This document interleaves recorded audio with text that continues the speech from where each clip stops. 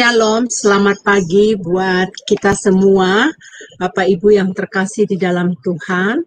Hari ini adalah hari Selasa, kita pagi-pagi waktu Indonesia, kita bersaat teduh, masuk di dalam renungan pagi ya. Bapak Ibu yang terkasih, saya percaya kita telah mempersiapkan diri, kita mau masuk bersama-sama, memuji dan menyembah Tuhan, bahkan kita mau merenungkan kebenaran firman, dan kita akan diberikan wejangan ya melalui hamba Tuhan hari ini, yaitu Pendeta Daniel Palungan yang akan menjadi narasumber kita. Baik Bapak Ibu yang terkasih, untuk masuk lebih lanjut lagi, mari kita masuk di dalam pujian yang pertama, yaitu Bapa Pegang Tanganku. Dibawakan oleh Ibu Murni, dipersilakan.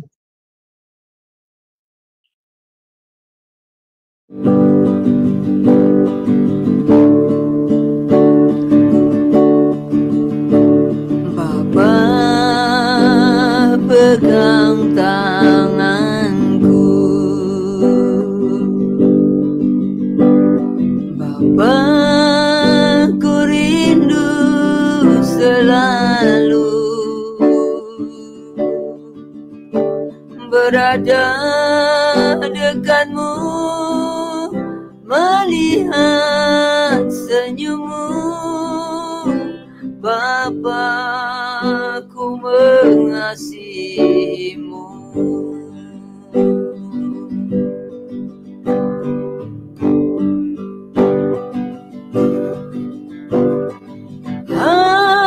Hadiratmu,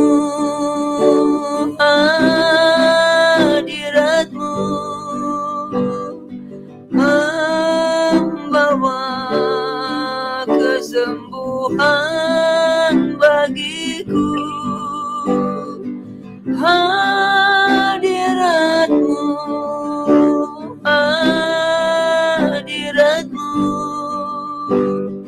membawa kesembuhan.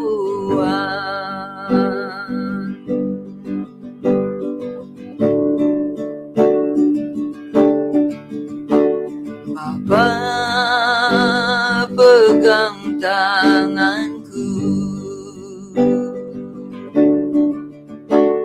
Bapa ku rindu selalu berada dekatmu, melihat senyummu. Bapa, ku mengasihimu.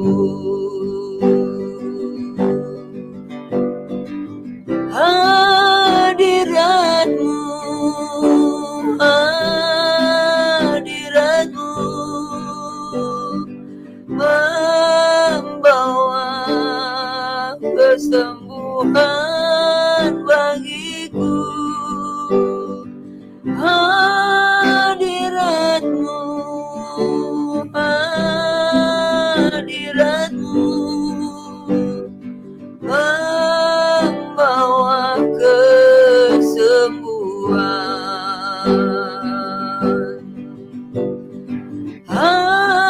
Hadiratmu,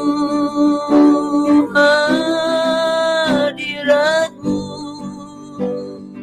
membawa kesembuhan bagiku.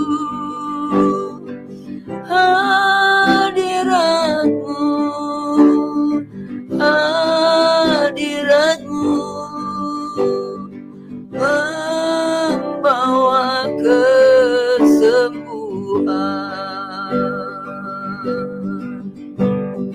membawa kesembuhan.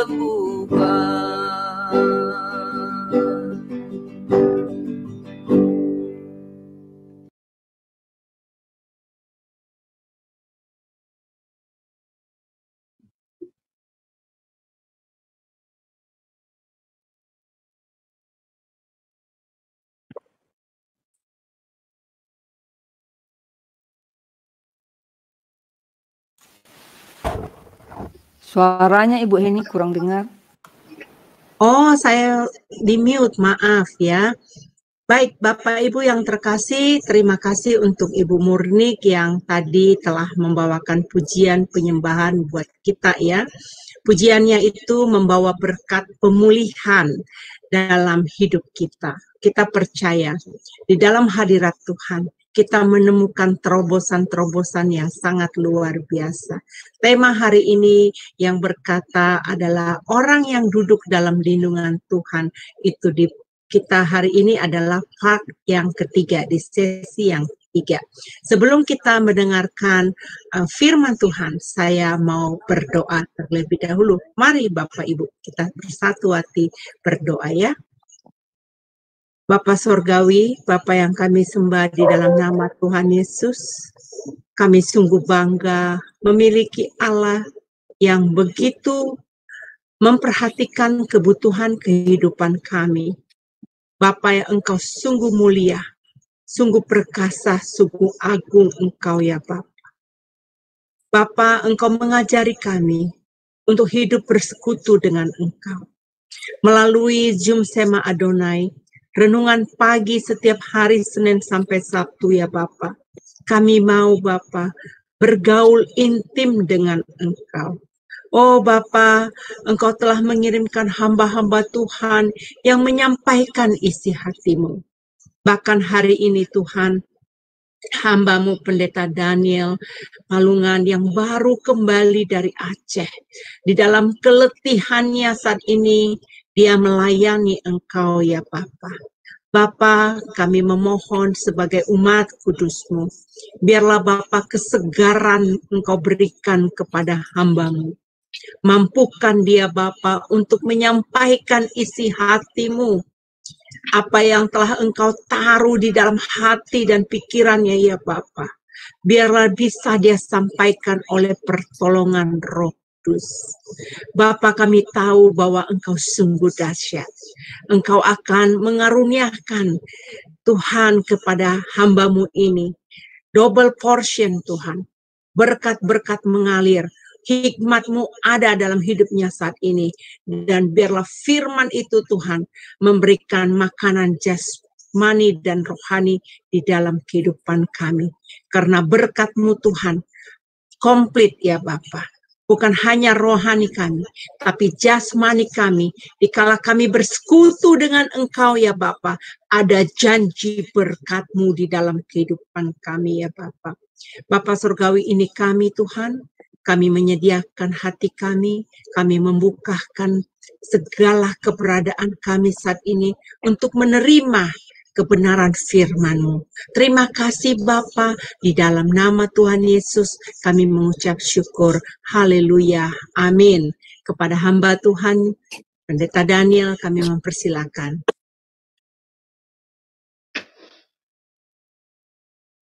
Salam saudara yang terkasih di dalam Tuhan. Shalom Pak. Puji Tuhan, pagi ini kita semua bertemu dalam keadaan yang sehat. Ya, saya berharap suara saya bisa didengar dengan baik karena bisa Pak. Ya, puji Tuhan. Nah, hari ini Bapak Ibu saudara yang terkasih dalam Tuhan, kita akan kembali merenungkan firman Tuhan dari Mazmur pasal 91 ayat 1 sampai dengan ayat yang ke-16. Dan pada pagi ini khusus kita akan membahas dari ayat 13 sampai ayat yang ke-15 yang berkata, singa dan ular tedung akan kau langkahi, engkau akan menginjak anak singa dan ular naga. Sungguh hatinya melekat kepadaku, maka aku akan meluputkannya. Aku akan membentenginya, sebab ia mengenal namaku. Bila ia berseru kepadaku, aku akan menjawab. Aku akan menyertai dia dalam kesesakan. Aku akan meluputkannya dan memuliakannya. Nah, demikianlah pembacaan kita pada hari ini Bapak Ibu yang dikasihi Tuhan. Dan dari ayat-ayat ini kita akan melanjutkan pembahasan-pembahasan sebelumnya tentang orang yang duduk di dalam lindungan Tuhan.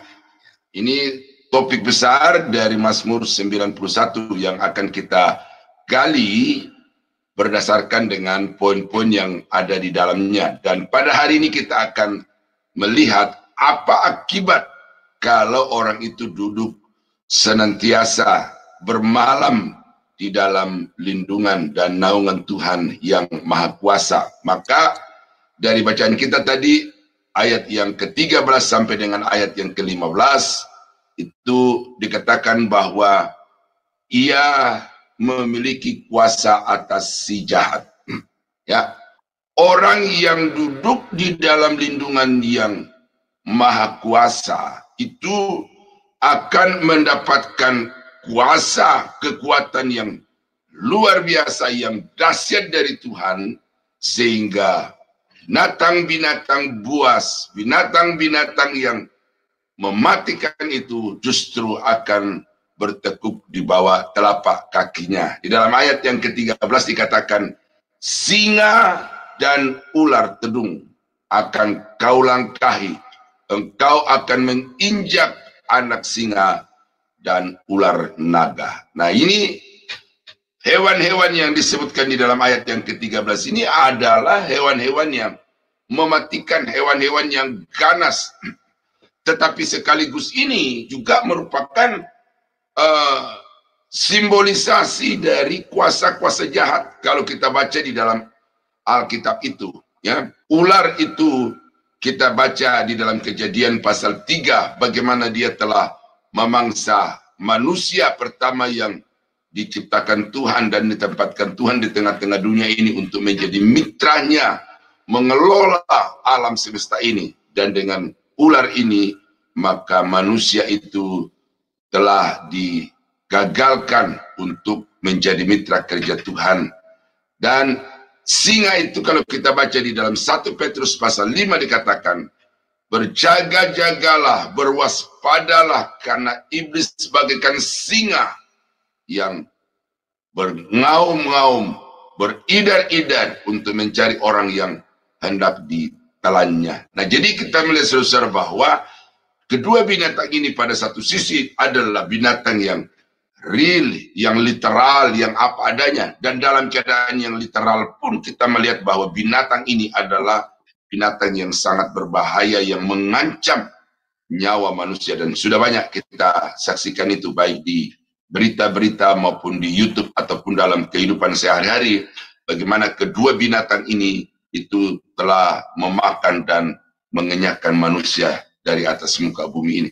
Nah, itu sebabnya dikatakan oleh pemazmur bahwa orang yang duduk di dalam lindungan yang Maha Kuasa itu, ya, duduk di dalam lindungan Tuhan itu, maka dia akan memiliki otoritas di dalam dirinya, sehingga dikatakan dia akan melangkahi. Nah, kata melangkahi itu melewati, mengatasi, mengalahkan, lebih unggul dari si jahat, si iblis itu. Ia akan menginjak-injak singa dan ular naga itu. Nah, jadi sesuatu yang luar biasa, saudara-saudara, karena banyak orang Kristen yang tidak sadar itu, bahwa di dalam dirinya ada otoritas, ada kuasa yang Tuhan telah berikan ketika orang itu mengambil satu komitmen untuk tinggal di dalam lindungan Tuhan. Satu pelayanan keluarga yang kami lakukan terakhir kemarin itu, sebelum kami terbang dari Medan itu, ada seorang bapak yang secara ekonomi, status sosial sangat tinggi di Tanah Karo, ya. Dan dia cerita bahwa waktu dia masih aktif di pekerjaannya itu memang dibutuhkan kekuatan, karena menghadapi preman-preman dan orang-orang yang kuat di sekitar Sumatera di dalam perkebunan sawit yang dia harus tangani itu, ya. Maka dia berkata bahwa dia sampai mengenakan 7 lapis baju. Nah, istilahnya 7 lapis baju itu. Artinya dia mengenakan kekuatan-kekuatan yang dia bisa dapatkan dari orang-orang pintar untuk melindungi dirinya. Dan dia berkata bahwa betul, sungguh sangat terbukti kewibawaan dari pakaian yang 7 lapis yang dia pakai itu, sehingga tidak ada preman-preman yang bisa tegak berdiri melihat menatap wajahnya kalau ada hal-hal yang merupakan persengketaan di antara mereka. Ada kekuatan yang luar biasa. Nah, kemudian dia bertobat, terima Yesus, dia aktif di dalam pelayanan. Tetapi kemarin itu dia, karena menghadapi satu perhelatan besar, mungkin dia sedang berpikir tentang sesuatu yang apakah ini gagal, apakah ini berhasil, apakah ini membanggakan atau sebaliknya. Lalu kemudian dia berkata, tolong bantu saya di dalam doa, bantu kami suami istri di dalam doa, karena traumatik masa lalu. Traumatik masa lalu, cerita-cerita dari orang-orang tuanya tentang apa yang dia alami di masa kecil itu dimunculkan kembali oleh iblis di dalam pikirannya, sehingga dia khawatir, dia takut, jangan-jangan ini ada sesuatu yang akan mengancam terjadinya prosesi pernikahan anaknya yang sedang akan berlangsung itu. Nah, dalam situasi itu saya katakan kepada dia dan juga tim mengatakan bahwa tidak perlu takut, tidak perlu gentar untuk menghadapi tantangan kehidupan, pekerjaan kuasa-kuasa jahat yang akan mengacaukan pikiran dan kehidupan dari Bapak itu. Oleh karena apa? Karena di dalam kita ada otoritas.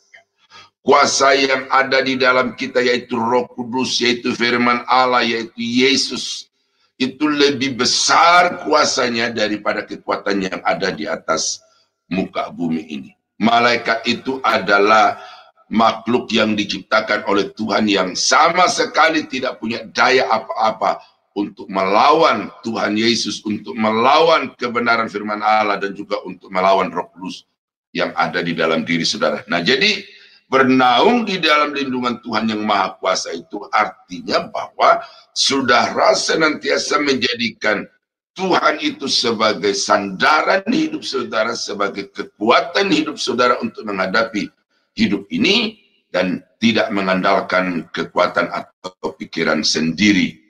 Ayat yang ke-10 dari 19 dari Lukas 10 berkata, sesungguhnya aku telah memberikan kuasa kepada kamu untuk menginjak ular dan kalajengking, dan kuasa untuk menahan kekuatan musuh, sehingga tidak ada yang akan membahayakan kamu.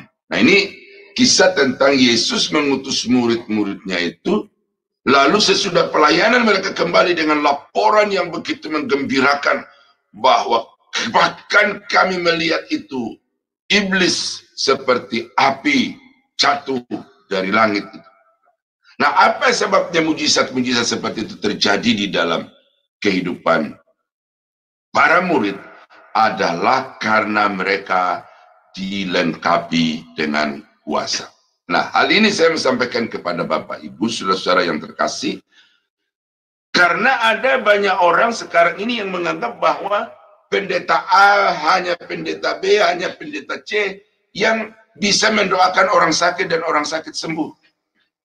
Hanya orang-orang tertentu yang diberi karunia untuk mendoakan orang-orang kerasukan setan, dan setan itu akan dilepaskan.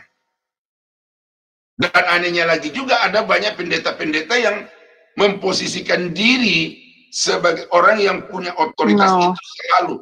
Sehingga kalau ada orang-orang yang kerasukan setan itu, dia mempromosikan diri, mengiklankan diri untuk mengatakan saya bisa mengusir setan-setan itu. Itu sesuatu yang over.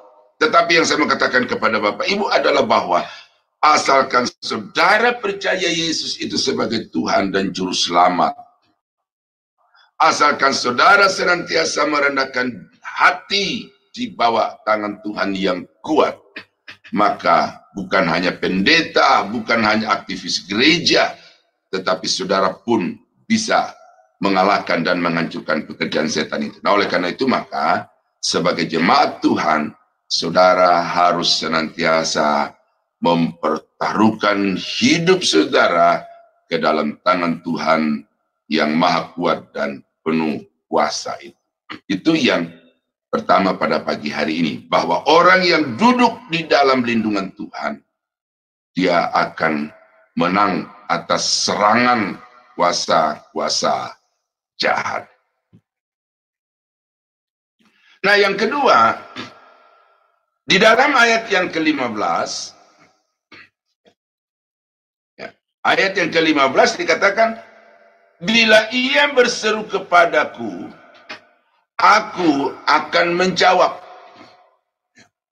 Aku akan menyertai dia di dalam kesesakan, aku akan meluputkannya dan memuliakannya. Nah, di dalam ayat yang ke-15 ini ada beberapa poin yang harus saya uraikan satu demi satu. Maka khusus untuk 15a ini saya beri judul, orang yang duduk di dalam lindungan Tuhan yang Maha Kuasa itu doanya dikabulkan oleh Tuhan. Ini suatu pernyataan Alkitab yang tegas. Dan ini konsisten dari perjanjian lama sampai kepada perjanjian baru, bahwa orang-orang yang doanya akan dikabulkan bukan orang yang duduk berjam-jam di hadirat Tuhan atau di dalam suasana doa, bukan orang yang berdiri angkat tangan tinggi-tinggi kemudian berteriak-teriak meminta pertolongan kepada Tuhan saja, ya itu kata saja gitu ya. Tetapi bahwa orang yang doanya dikabulkan adalah orang yang memiliki satu jalinan persekutuan yang berlangsung secara terus-menerus, yang tidak tergantung kepada ada atau tidak adanya masalah, yang tidak tergantung kepada butuh atau tidak sedang membutuhkan pertolongan. Tetapi orang-orang yang doanya dikabulkan oleh Tuhan itu adalah orang yang senantiasa berserah, senantiasa menggantungkan hidupnya kepada Tuhan. Ini perlu saya sampaikan karena kadang-kadang kita sebagai orang Kristen itu melihat doa itu hanya di dalam waktu-waktu tertentu. Ketika kita mau makan, kita lipat tangan, tutup mata, mengucap syukur. Ketika kita mau tidur, kita duduk, kemudian kita berdoa, minta perlindungan Tuhan. Ketika kita bangun pagi, kita duduk untuk bersyukur malam yang telah lewat, lalu kemudian kita meminta pertolongan Tuhan untuk hari yang terbentang di hadapan kita. Nah, kita anggap itu doa, dan hanya itu saja. Ya, itu saya katakan itu tidak salah, tetapi doa yang dikabulkan oleh Tuhan itu tidak tergantung kepada jam-jam atau waktu-waktu tertentu. Tidak tergantung kepada sikap doa. Mau berlutut, mau berdiri, mau angkat tangan. Itu doa-doamu sangat sama sekali tidak dipengaruhi oleh keadaan-keadaan seperti itu. Tetapi yang membuat doamu itu dikabulkan oleh Tuhan adalah saudara senantiasa menjalin persekutuan yang harmonis erat dengan Tuhan. Karena itu ada pernyataan-pernyataan yang cukup patut untuk dipikirkan. 1000 doa yang terbaik.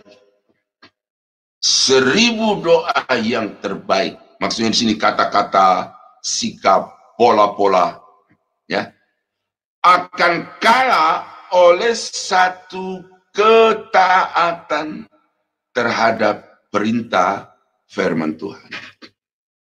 Ya, saya mengutip ini karena saya percaya itu, bahwa doa yang kita panjatkan kepada Tuhan itu dikabulkan bukan oleh karena suara, bukan oleh karena tangisan kesedihan yang kita curahkan di hadapan Tuhan, tetapi doa yang dikabulkan oleh Tuhan adalah doa yang lahir dari kehidupan yang dirubahkan, kehidupan yang baik, kehidupan yang benar, kehidupan yang berkenan kepada Tuhan.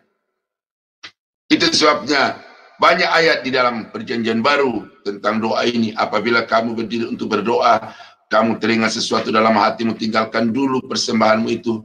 Pulang berdamai dengan orang itu, baru kembali untuk berdoa.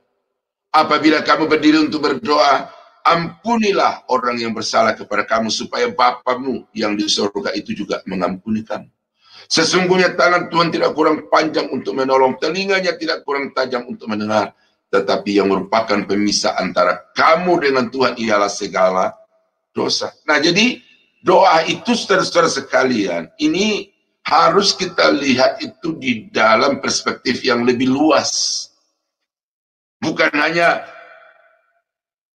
jam-jam tertentu seperti saudara kita sebelah 5 waktu dalam satu hari, atau orang Yahudi 7 waktu dalam satu hari, atau Daniel, kalau kita baca di dalam Daniel pasal 6, itu 3 kali di dalam sehari dia berdoa kepada Tuhan.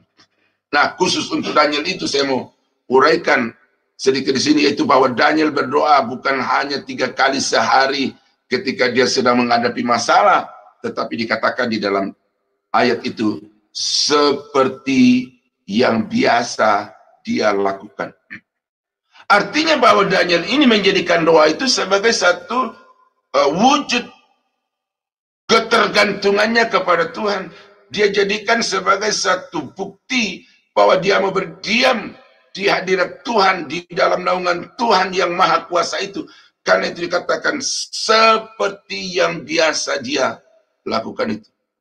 Nah, jadi saudara-saudara kekasih dalam Tuhan, doa tidak diukur dengan kata-kata, doa tidak diukur dengan air mata, tetapi doa itu diukur dengan sikap hidup yang senantiasa merendahkan diri di hadapan Tuhan.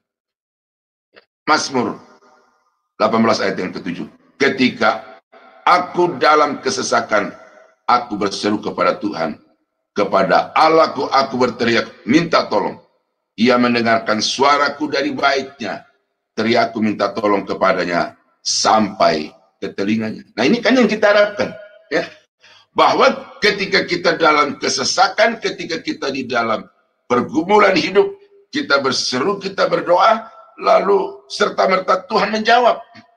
Tetapi bukankah ada begitu banyak orang Kristen yang justru kecewa dengan Tuhan oleh karena doa-doanya itu sepertinya tidak diperdulikan oleh Tuhan. Sepertinya Tuhan masa bodoh terhadap permintaan, seruan dan teriakan dari orang-orang tertentu itu. Ini bukan Tuhan tidak menjawab, ini bukan Tuhan pilih kasih, tetapi ini adalah satu sikap yang konsisten yang Tuhan mau nyatakan bahwa orang-orang yang doanya dikabulkan oleh Tuhan adalah orang-orang yang setiap saat dalam keadaan suka, dalam keadaan susah, di dalam keadaan mengalami kelegaan atau mengalami kesesakan, dia senantiasa berseru kepada Tuhan.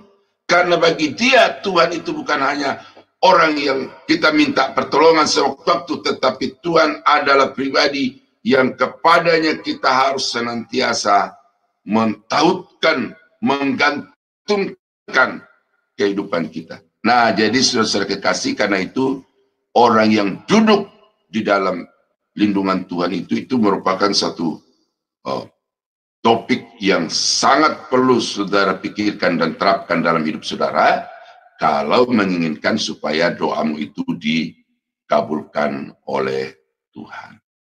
Nah, itu yang kedua pada pagi hari ini.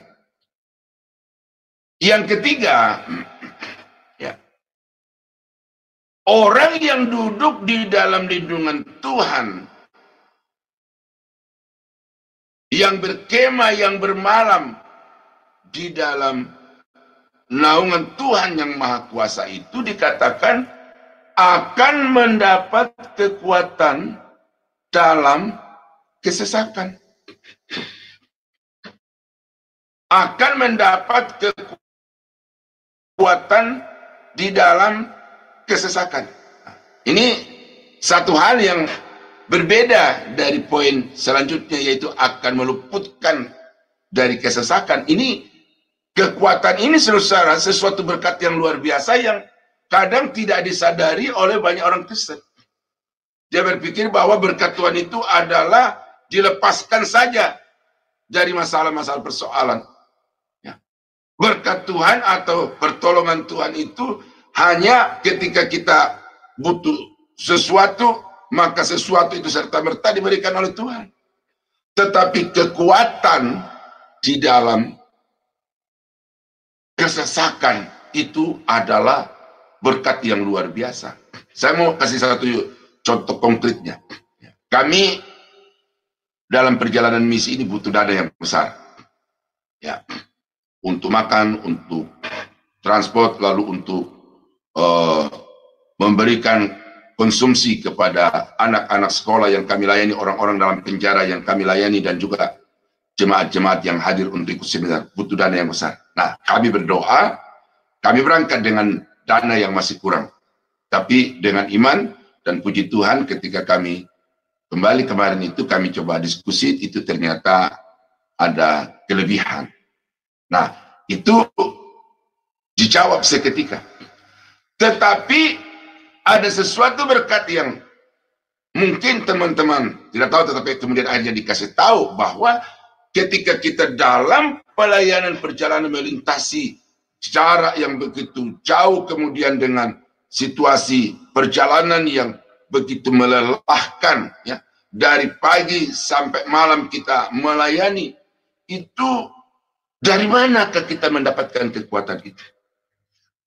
Seperti hari ini kalau saya mendengarkan suara saya, itu ada sesuatu yang lain, karena tenggorokan ini itu dipaksa untuk harus mengeluarkan suara di dalam seminar KKR, pelayanan-pelayanan di berbagai tempat setiap hari itu. Nah, kekuatan itu, saudara-saudara, adalah berkat yang luar biasa. Karena tidak semua orang bisa kuat, mampu untuk menghadapi setiap persoalan-persoalan dalam hidup ini. Karena itu saudara bisa melihat dari fakta-fakta, ada orang yang kemudian minum racun serangga, ada orang yang minum obat secara overdosis, ada orang yang nyuntik dirinya dengan maksud untuk membunuh diri, ada orang yang tikam diri, ada orang yang gantung diri, ada orang yang membuang diri ke dalam jurang. Ya, ini saya alami langsung karena ada family atau ya keluarga dari bapak saya itu, dia janda, penjanda apa namanya itu, tidak punya anak, ya, tidak punya suami karena sudah lama menjanda. Lalu dia pikir hari-hari tuanya itu membebani orang lain, tidak sanggup untuk menjalani hidup ini, dan karena itu dia terjun ke dalam jurang.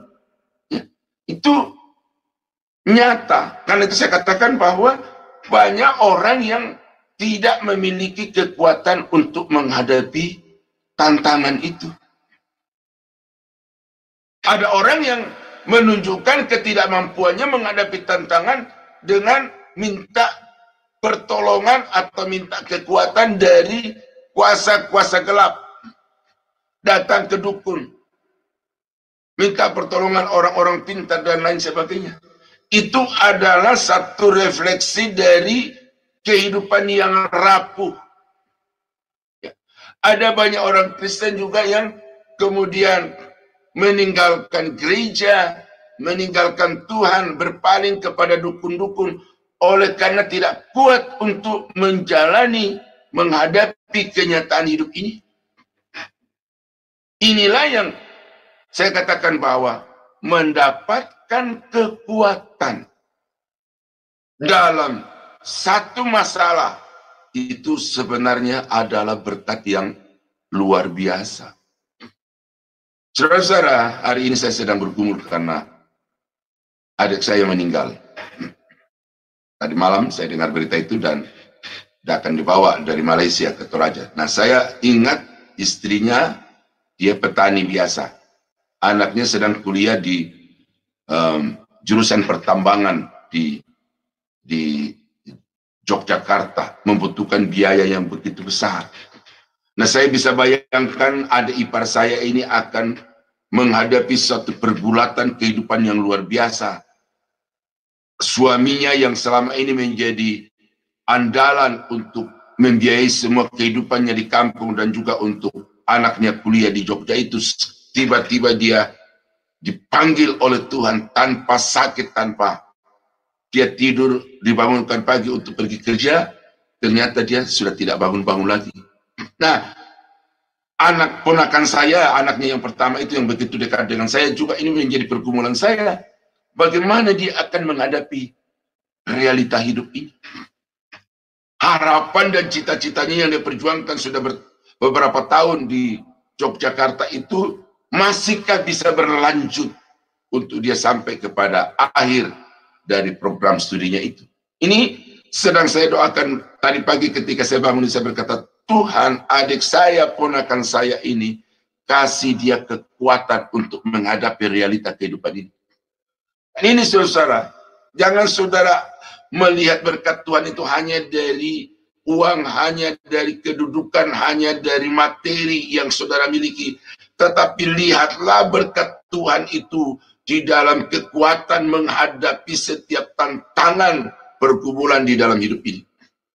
Dan dimanapun saudara berada, saudara tidak akan bisa menghindar dari yang namanya persoalan kehidupan. Apapun status kehidupan dan keimanan saudara, itu juga tidak menjadi jaminan saudara bisa luput dari yang namanya pergumulan tantangan kehidupan. Nah, oleh karena itu, siapapun saudara yang sedang mendengarkan firman Tuhan ini, itu saudara sangat membutuhkan kekuatan Tuhan untuk menghadapi segala persoalan.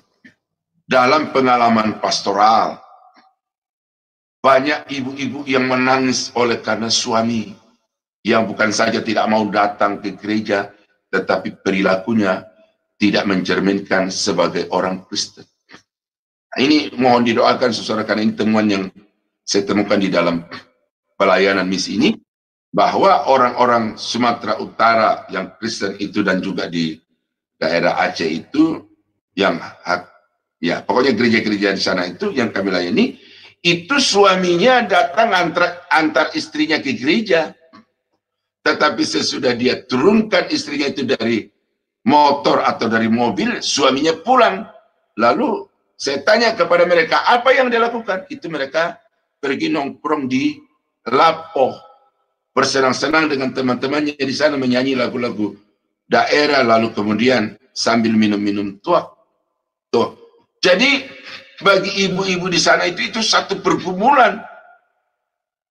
Dan karena itu mereka minta kekuatan Tuhan. Nah, belum lagi bagaimana ibu-ibu itu menghadapi anak-anak. Satu pergumulan dari seorang ibu yang saya harus doakan secara pribadi, dia berkata begini, ketika saya masih kerja, itu cucu saya tinggal di rumah, saya sekolahkan dari SD sampai SMP. Kedua-duanya itu anak dari satu anaknya, cucunya, dua cucunya dari satu anak. Tetapi ketika sudah SMA, kuliah, itu dia sama sekali tidak lagi mengingat opungnya ini, karena dia tinggal jauh. Lalu pergumulan dari opung ini adalah bagaimana supaya anak menantunya, bagaimana supaya cucu-cucunya itu, karena suami anaknya dari ibunya sudah meninggal, orang tua dari anak-anak dari cucu dari opung ini itu sudah meninggal, tinggal mantu dan anaknya itu. Bagaimana supaya kedua orang ini, cucunya itu bisa mengingat opungnya yang sangat merindukan, yang sangat mencintainya itu. Itu pergumulan seorang opung, pergumulan seorang ibu mertua terhadap anak menantu dan cucu-cucunya.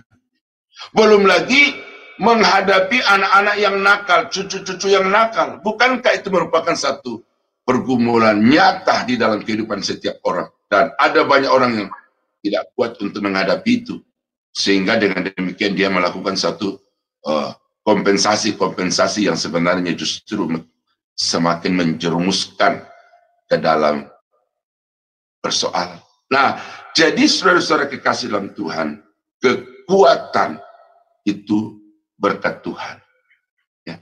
Tuhan tidak hanya menjanjikan jalan tol, Tuhan tidak hanya menjanjikan berkat-berkat yang jatuh dari langit, tetapi Tuhan menjanjikan kekuatan. Ya, jadi saya agak panjangkan ini supaya saudara sadar, kalau saudara sehat, saudara kuat, itu bukan karena kekuatan diri sendiri, tetapi itu karena pertolongan Tuhan. Pagi-pagi jam 3, toa di musola dekat rumah kami itu ada berita duka cita, telah meninggal dunia persis di depan rumah saya. Sesudah ini saya akan melayat, ya. Itu saya pergi masih sehat. Kami bersama-sama bercanda, suka menghadiri rapat-rapat di pertemuan RT bersama-sama. Tetapi kemudian tiba-tiba saya pulang tadi malam dan subuhnya sudah ada berita meninggal dunia. Nah, ini kita membutuhkan kekuatan untuk menghadapi sakit penyakit. Kita membutuhkan kekuatan untuk menghadapi perilaku suami, menghadapi perilaku anak, perilaku tetangga, dan kesulitan-kesulitan dalam hidup ini. Oleh karena itulah, saudara, maka saudara harus duduk di dalam lindungan Tuhan, berkemah, bermalam di dalam naungan Tuhan yang Maha Kuasa. Nah, Mazmur pasal 9 ayat yang ke-10. Demikianlah Tuhan adalah tempat perlindungan bagi orang yang terinjak. Tempat perlindungan pada waktu kesesakan. Ini ekspresi atau ungkapan yang keluar dari mulut pemazmur berdasarkan dengan pengalaman. Bahwa Tuhan itu sungguh dapat diandalkan ketika kita sedang menghadapi suatu masalah persoalan, kepadanya kita berlindung. Ketika ada kesesakan menerpa melanda kehidupan, maka Tuhan adalah tempat perlindungan.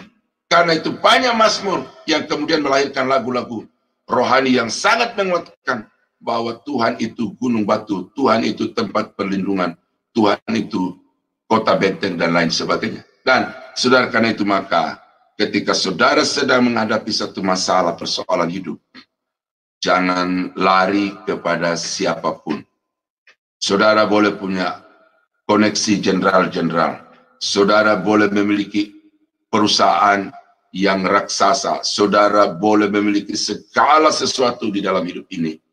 Tetapi kalau Tuhan tidak memberi kepada saudara kekuatan, maka masalah yang paling kecil sekalipun, saudara pasti akan keok atau terkalahkan. Nah, karena itu maka orang yang duduk di dalam lindungan Tuhan akan mendapat kekuatan. Ini gambar yang menjadi background dari PPT ini. Yesus menghampiri murid-muridnya yang pada saat itu sedang diombang-ambingkan oleh gelombang yang dahsyat dan mereka mengalami kepayahan yang luar biasa, kesulitan yang luar biasa untuk bisa mengatasi masalah itu. Dan ketika sedang dalam situasi yang begitu kalut, maka Tuhan datang dan mengulurkan tangan untuk menedukkan laut itu, kemudian memberikan kelegaan kepada murid-muridnya. Nah, saudara-saudara yang kekasih di dalam Tuhan, hidup ini akan terus berjalan. Ya, tidak ada sesuatu yang baru, kata pengkhotbah. Ya, apa yang sudah terjadi, sudah pernah terjadi dan akan terjadi. Apa yang sedang ada, sudah ada sebelumnya. Artinya bahwa dinamika kehidupan itu akan selalu diwarnai dengan pergumulan demi pergumulan. 1001 macam pergumulan ada terpampang di hadapan saudara. Dengan siapakah, dengan apakah, bagaimanakah saudara akan menghadapi tantangan yang terpampang, yang bagaikan gunung yang begitu tinggi yang saudara tidak bisa atasi dengan kekuatan sendiri. Maka sebagai hamba Tuhan pada hari ini saya sampaikan kepada saudara, tidak ada tempat lain yang saudara bisa mendapatkan keteduhan kecuali di dalam naungan Tuhan yang Maha Kuasa, dalam lindungan Tuhan yang Maha Kasih itu. Itu sebabnya maka pada pagi hari ini saudara-saudara yang kekasih dalam Tuhan, mari kita mengambil satu sikap keputusan bahwa saya tidak bisa lagi mengandalkan apapun yang ada pada diri saya kecuali Tuhan, dan karena itu kepada Tuhan saya akan datang untuk meminta pertolongan dan menyerahkan kehidupan secara sepenuhnya. Nah, saudara-saudara yang kekasih dalam Tuhan, kiranya renungan firman Tuhan pada pagi hari ini dapat menjadi berkat, dapat menjadi kekuatan, dapat menjadi arahan, sehingga saudara bisa kuat, sanggup, dan bahkan kemudian mengalami kemenangan di dalam setiap pergumulan kehidupan saudara. Tuhan memberkati. Mari kita tunduk kepala dan kita berdoa. Bapa di surga, terima kasih pada malam ini. Pagi hari ini kami sudah mendengarkan kebenaran firman Tuhan, bahwa betapa pentingnya kami senantiasa mempertaruhkan segenap kehidupan kami ke dalam tangan Tuhan, karena hanya di dalam Engkau kami akan mendapatkan kekuatan, mendapatkan keluputan, dan juga mendapatkan jawaban-jawaban doa kami. Firman Tuhan yang sudah kami dengar pada pagi hari ini ya Tuhan, kiranya itu merupakan satu pencerahan yang lebih dalam tentang firman-Mu, sehingga kami semakin mengerti apa yang harus kami lakukan ketika sedang menghadapi masalah. Hamba berdoa mengucap syukur untuk firman-Mu ini, di dalam nama Yesus Tuhan dan Juru Selamat kami. Haleluya. Amin. Puji Tuhan. Amin. Amin. Terima kasih Pak Daniel. Renungan firman Tuhan yang sangat luar biasa. Tentunya kami akan meresponi bahwa kami mau berlindung hanya di dalam Tuhan saja. Tadi Pak Daniel telah menguraikan firman Tuhan. Benar saudara, kita tidak akan bisa aman tanpa dalam perlindungan Tuhan. Baik Bapak Ibu yang terkasih, mari kita menikmati pujian yang kedua yang akan dibawakan oleh Ibu Murni bertema Gunung Batuku. Mari kita menikmati hadirat Tuhan.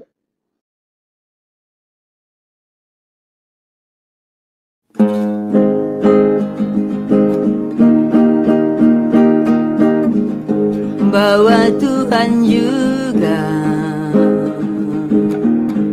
gunung batuku,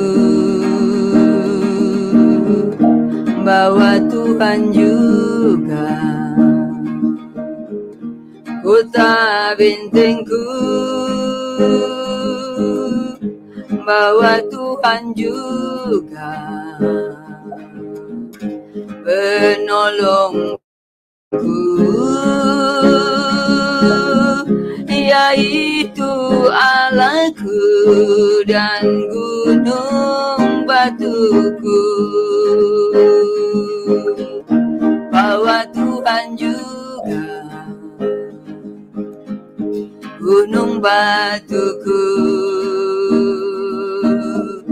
bahwa Tuhan juga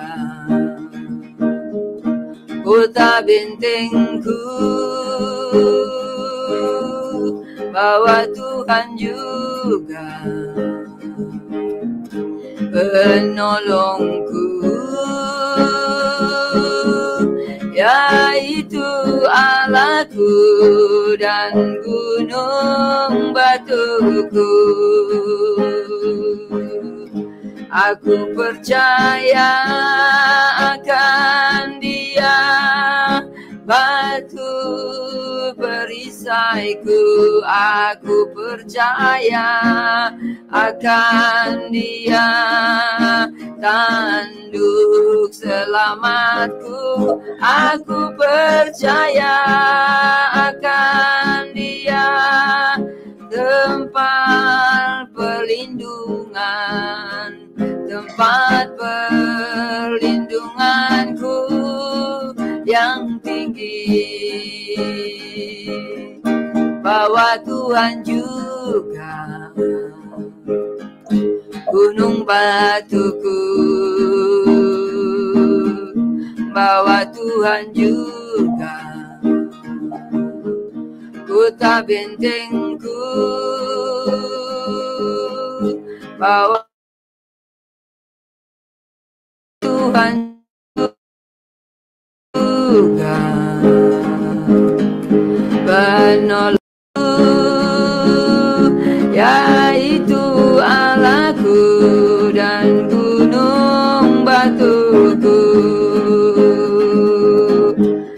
Aku percaya akan Dia, batu perisaiku.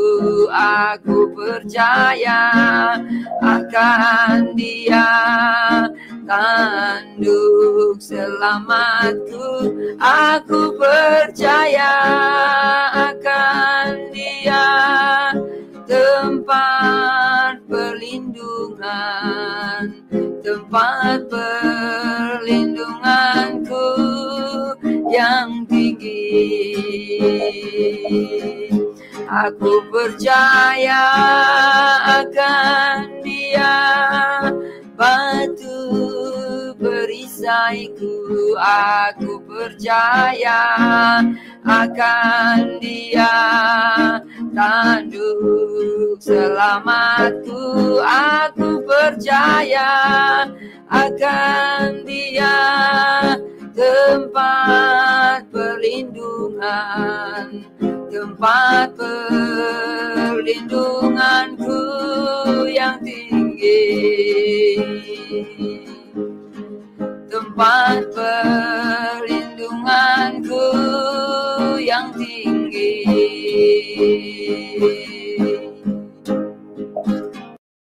Amin, amin.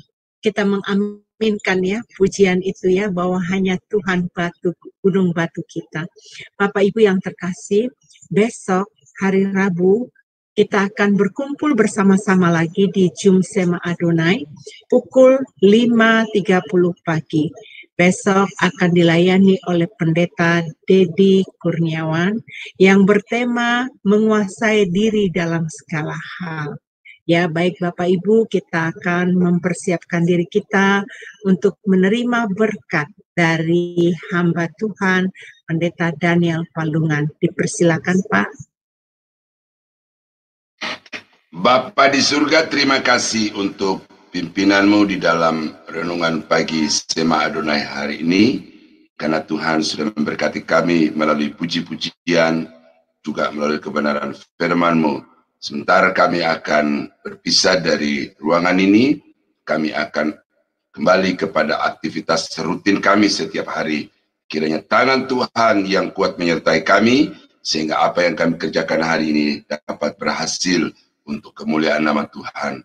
Kami berdoa untuk Sema Adonai dan semua orang yang terlibat di dalamnya, supaya Tuhan tetap memakai dengan kuasa-Mu yang heran, sehingga melalui Sema Adonai maka Injil Kerajaan Allah itu disebarluaskan kepada segala bangsa, baik sekarang maupun di masa yang akan datang. Kami berterima kasih bahwa Tuhan juga selalu memberi kesempatan untuk kami boleh bersekutu dengan Tuhan melalui doa-doa, puji-pujian, dan juga melalui kebenaran firman-Mu. Kami akhiri renungan pagi Sema Adonai di dalam nama Yesus Tuhan dan Juru Selamat kami. Saudara-saudara yang dikasihi Tuhan, kiranya anugerah dari Allah Bapa, damai sejahtera dari Tuhan kita Yesus Kristus, serta persekutuan kuat kuasa Roh Kudus menyertai kita sekalian dari sekarang sampai selama-lamanya. Dalam nama Yesus, kami akhiri renungan pagi Sema Adonai pada hari ini. Haleluya. Amin. Amin. Amin. Terima kasih Pak Daniel atas kesempatan Bapak melayani kami, dan baiklah teman-teman semua, baik yang di Zoom maupun yang di live streaming yang bersama-sama kami. Ingat, apabila Anda menginginkan doa ditopang, jangan sungkan-sungkan untuk memberitahukan kepada kami, karena kami akan membawakan doa-doa syafaat setelah renungan pagi hari Senin dan hari Sabtu ya. Baik, Tuhan Yesus memberkati, sampai ketemu besok pagi.